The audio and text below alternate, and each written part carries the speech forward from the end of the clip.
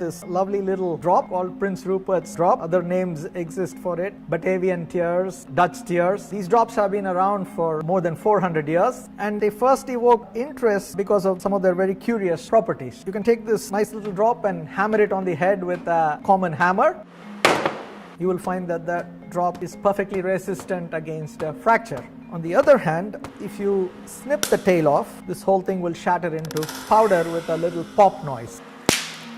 These drops were brought around 1661 by Prince Rupert from Europe and given to King Charles II as some sort of a memento. He gave a couple of the drops that Rupert had brought to his scientists and asked them to study these and explain to him their curious properties.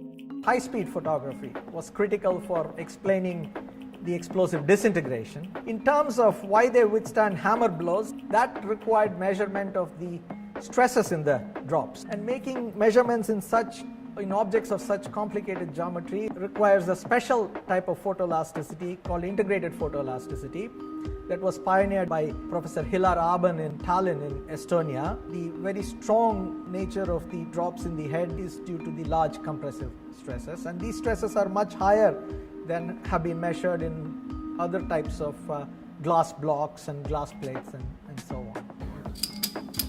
All it requires is a glass rod of, say, leaded glass or soda lime glass, something with a high thermal expansion coefficient. So you heat the glass rod till it melts and forms a little bubble, and you let the bubble separate from the main rod and sort of cool in a beaker of water or a jar of water. The stresses that we measured are a consequence of the heating and the subsequent cooling of the drop in the water. That is what causes the stresses, and it is also what causes the particular distribution of stresses, which is compression on the surface and tension in the interior.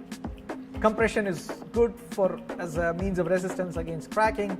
Tension is bad because things fly apart when you pull them, and pulling is tension. These glasses, which are fracture resistant, have found lots of applications. Now in cell phones and all the electronic devices that we carry around, they all owe their origin to this little fellow here, the Rupert drop.